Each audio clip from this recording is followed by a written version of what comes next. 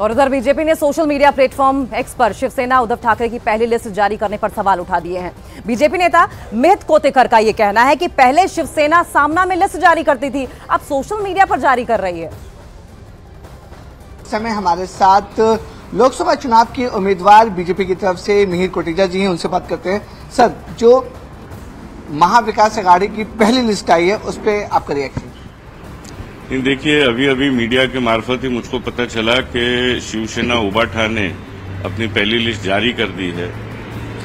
तो पारंपरिक रूप से देखें तो शिवसेना यह अपने दैनिक अखबार सामना में लिस्ट जारी करती है, पर कहीं न कहीं अब बाला साहब के विचारों से वह ड्रिफ्ट हो रही है और कांग्रेस के इन्फ्लुएंस में है।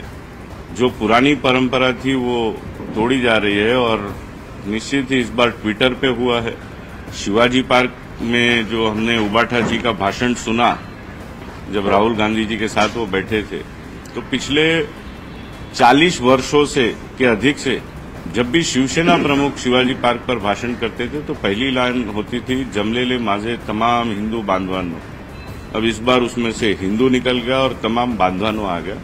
तो मुझको लगता है कहीं न कहीं अब उबाठा जी यह राहुल गांधी जी और कांग्रेस के स्ट्रांग इन्फ्लुएंस में हैं।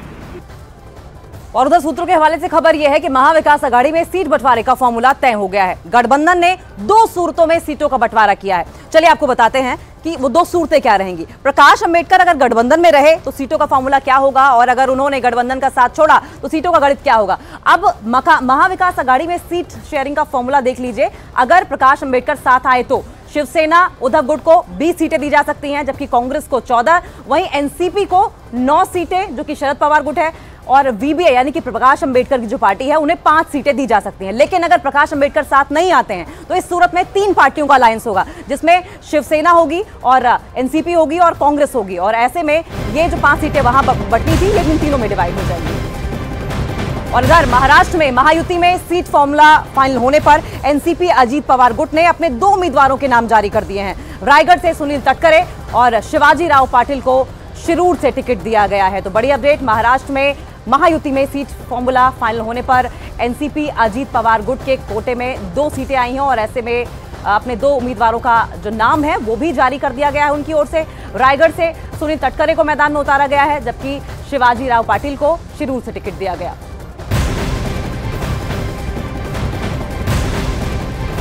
और वहीं कांग्रेस नेता सुप्रिया श्रीनेत के कंगना पर दिए विवादास्पद बयान पर सियासी संग्राम जारी है। कुछ देर में मंडी में बीजेपी नेता सड़कों पर उतरेंगे और कांग्रेस के खिलाफ प्रदर्शन करेंगे। प्रदर्शन के दौरान पूर्व सीएम जयराम ठाकुर भी मौजूद रहेंगे। बीजेपी ने कांग्रेस पर मंडी और हिमाचल की बेटी को बदनाम करने की साजिश रचने का आरोप लगाया है, और जब से इस तरह से इंस्टाग्राम पर पोस्ट सामने आया था तब से ही इस पर कोहराम मचा हुआ है। बीजेपी नेता आक्रोशित हैं। कांग्रेस नेता सुप्रिया श्रीनेत के कंगना पर दिए विवादास्पद बयान के बाद सियासी संग्राम आज मंडी की सड़कों पर देखने को मिलेगा। बीजेपी कार्यकर्ता, बीजेपी नेता सड़कों पर उतरकर कांग्रेस के खिलाफ प्रदर्शन करेंगे।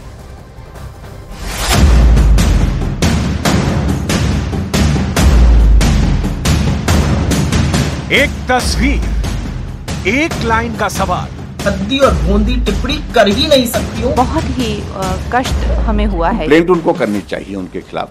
ये आपके संस्कार हैं। और मच गया बवाल। तस्वीर कंगना रनौत की थी। सवाल कांग्रेस की सुप्रिया श्रीनेत ने पूछा, लेकिन हंगामा इस कदर मचा है कि सियासत में तल्ख बयानों की सुनामी उठने लगी। सुप्रिया श्रीनेत के कथित विवादित पोस्ट पर कंगना ने खुद मोर्चा संभाला। पार्टी के दिग्गज उनके साथ नजर आए। कांग्रेस की प्रवक्ता सुप्रिया श्रीनेत को बैकफुट पर जाना पड़ा, मगर सियासत जारी है। अभी कंट्रोवर्सी का विस्तार भी तय है, क्योंकि कंगना पंगा लेने से कभी पीछे नहीं हटती। सुप्रिया श्रीनेत को भारी टक्कर मिल रही है।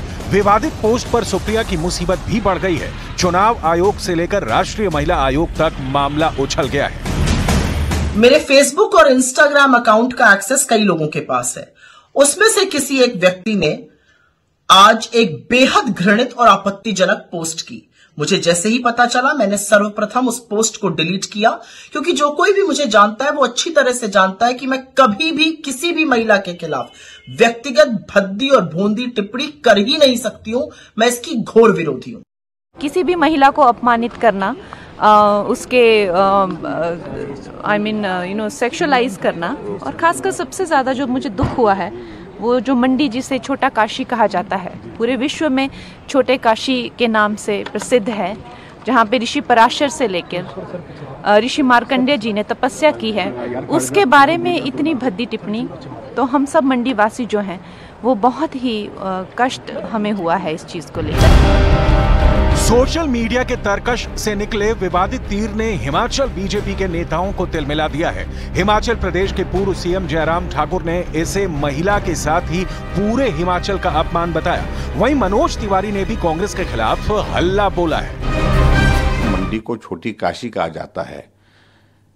300 से ज्यादा मंदिर वहां पर, जहां लोग श्रद्धा और आस्था के साथ उन मंदिरों में जाते हैं, उस भूमि के बारे में इस प्रकार के शब्दों का इस्तेमाल करना, मैं समझता हूं ये बहुत बड़ी उनने गलती की है। और उसके बाद मुझे हैरानी इस बात को लेकर के कि ये मेरा अकाउंट नहीं था, मेरा ये तो पैरोडी अकाउंट था और उसमें किसी ने इस प्रकार से किया है, लेकिन हैंडल कौन कर रहा है उसको? उनके खिलाफ क्या मामला दर्ज किया? क्या कंप्लेंट उनको करनी चाहिए, उनके खिलाफ कार्रवाई करनी चाहिए। बेटियों के प्रति ये ऐसी घिनौनी सोच है। जो संस्कार युक्त हैं, जो समझदार हैं, उनको अच्छी तरह पता है कि रियल लाइफ और रियल लाइफ में क्या अंतर है। रियल लाइफ में एक कलाकार को कई चरित्र निभाने पड़ते हैं, तो क्या वो जो चरित्र निभा रहा है उसका रियल लाइफ का वही चरित्र बनाओगे आप कांग्रेस के लोग? ये आपके संस्कार हैं। सुप्रिया श्रीनेत की इस सफाई पर भी बीजेपी ने पलटवार किया है। सुप्रिया के पैरोडी अकाउंट वाली दलील को भी अमित मालवीय ने ट्वीट कर खारिज कर दिया है। कांग्रेस के ज्यादातर नेताओं ने इस विवाद से दूरी बना रखी है। जो सुप्रिया श्रीनेत का पक्ष ले रहे हैं, उनकी बातों में भी ज्यादा वजन नहीं दिख रहा। किसी भी महिला के बारे में इस तरीके का कमेंट करना बहुत दुर्भाग्यपूर्ण, काबिल एतराज है। अगर उन्होंने ये कहा है कि ये किसी ने एक्सेस कर लिया है और ये कमेंट डाला है, तो मैं चाहूँगा कि सरकार को चाहिए कि इसका इन्वेस्टिगेशन करे। किन लोगों ने किया है, किसने ये कमेंट किया है, जिसने भी ये कमेंट किया है उसके खिलाफ कार्रवाई होनी चाहिए। कितनी गंदी और भद्दी बातें कही जा रही हैं, किस तरह से डीप फेक वीडियोस हैं और कितनी बेहुदा किस्म की चीजें कही जा रही हैं, शेयर की जा रही हैं। वाकई में मुझे यकीन नहीं आता कि क्यों सोनिया जी, राहुल जी, प्रियंका जी इस पर चुप हैं। क्यों उन्होंने अभी तक सुप्रिया जी को पार्टी से बर्खास्त नहीं किया। चुनावी माहौल में वायरल हुई इस पोस्ट का खामियाजा कांग्रेस को भुगतना पड़ सकता है, क्योंकि महिला सम्मान का मुद्दा 24 के चुनाव में बहुत बड़ा है। प्रधानमंत्री मोदी ने महिला सुरक्षा और सम्मान की मुहिम को धार दे रखी है।